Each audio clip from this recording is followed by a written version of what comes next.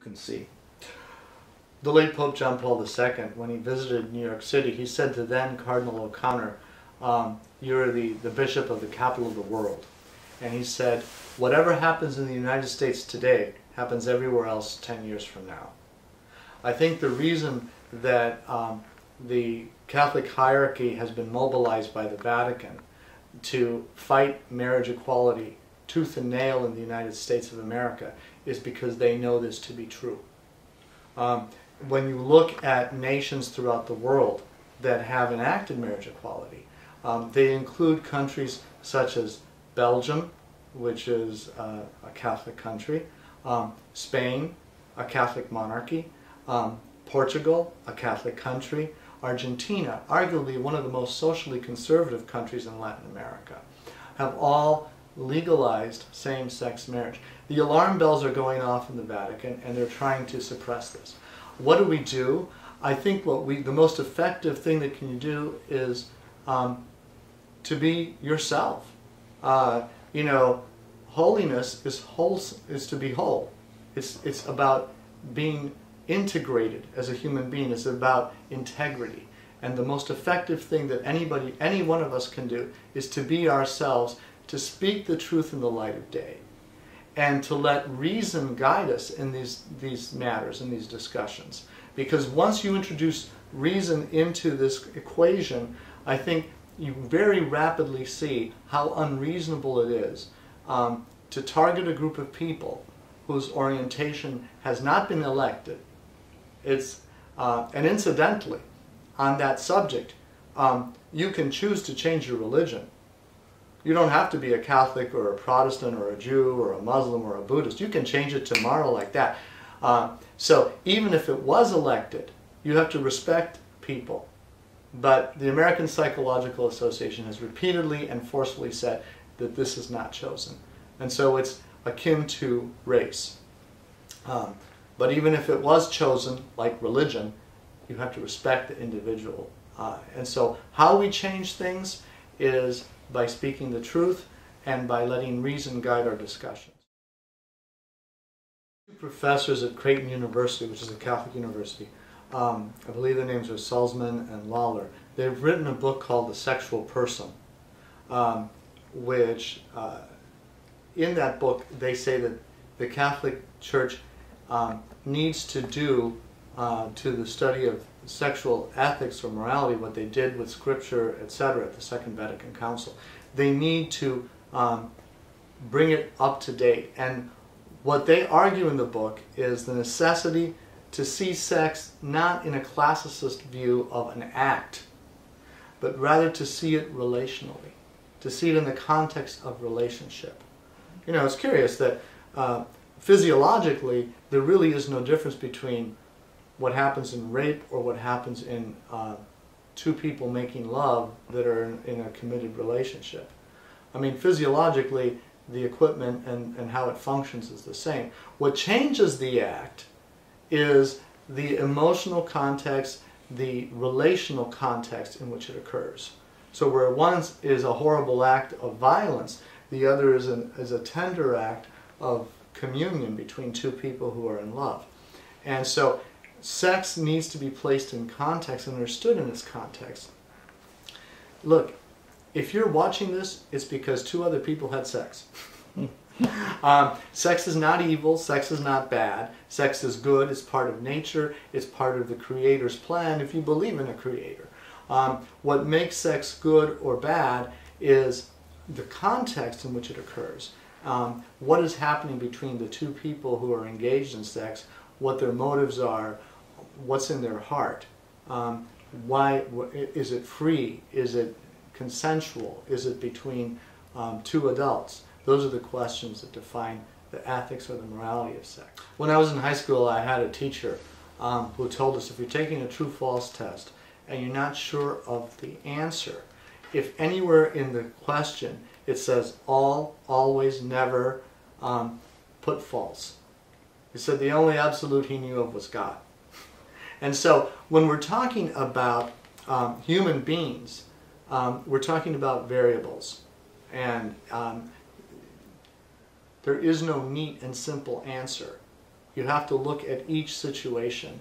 And you also have to look at the person's development and what is in their mind, what is in their heart, how are they approaching this. In spirituality, or in human life rather, there are two poles.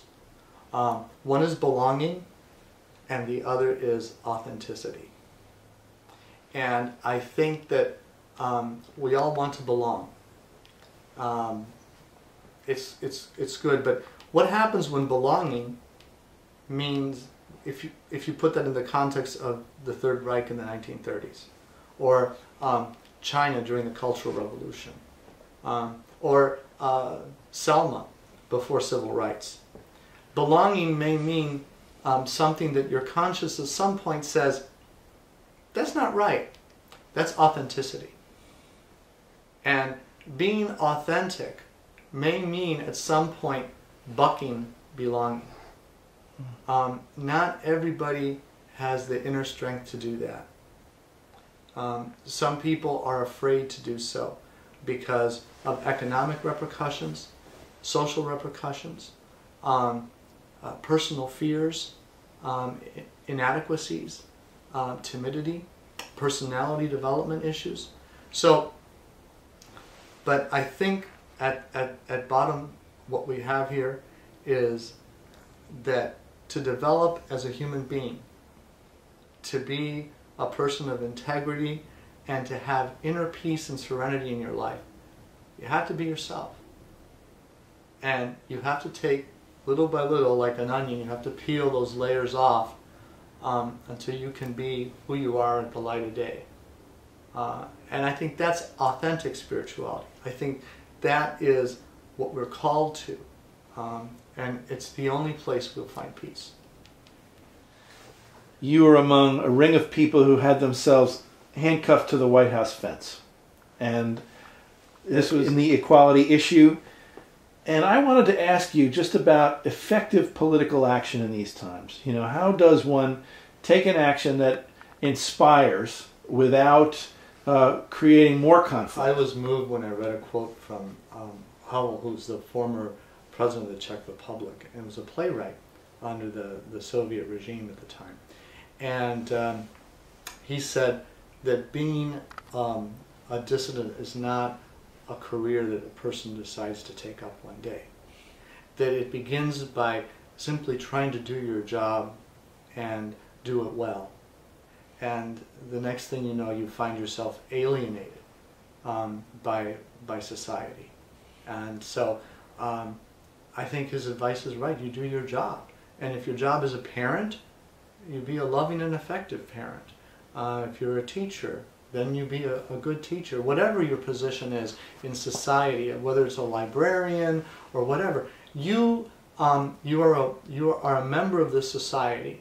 And in whatever role or profession you find yourself, you can be an agent for good and an agent for positive change. And everybody counts. And we are moving as a society. We are moving closer to justice. We are moving closer to a day when people will ask, why was this ever an issue? And it's not an instant journey. If you look at civil rights for a parallel of African American peoples, when President Johnson signed the Civil Rights Act in July of 1964, that was not the end of bigotry in America. That was not the end of racism. The NAACP is still functioning today. And so full legal equality is the first step. And after full legal equality, then we will move on to social equality. But it's a generational fight. And it happens here, and it happens here before it happens there. There will be no change out there until there's a change in here. Compassion, from the Latin, compati, means to stand with someone. It means to put yourself in another person's shoes and look at reality from their perspective. And when you do that, change happens. and I believe we're en route. I think we're going there. But what you can do right now is find out more.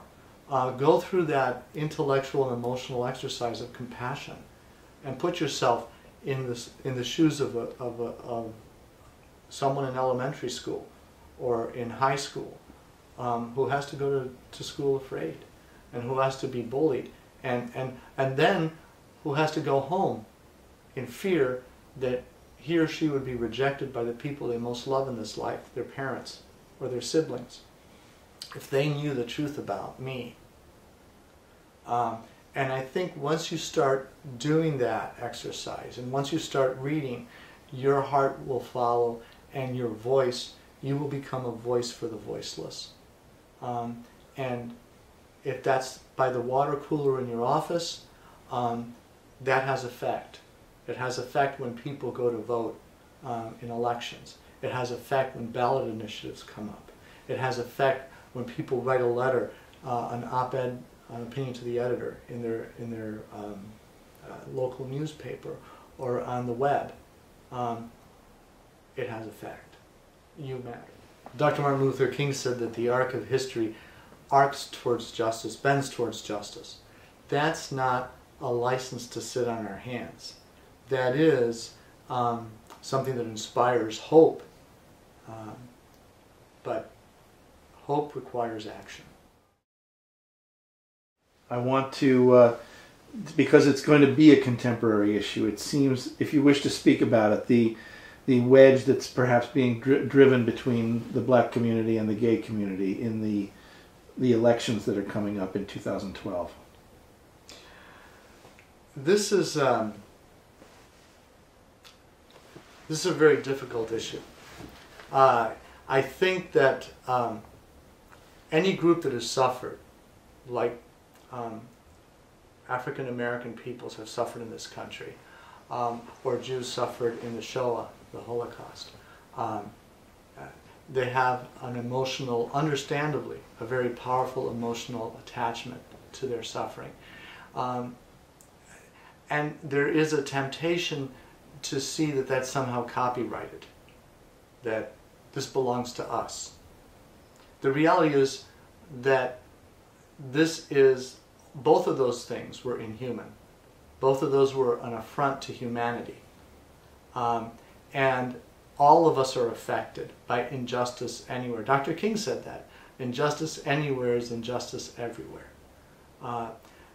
Julian Bond, the former chairman of the NAACP, made a very forceful statement in the NAACP's convention in Los Angeles, in which he said bluntly that that equality for same-sex people is the civil rights issue of this age.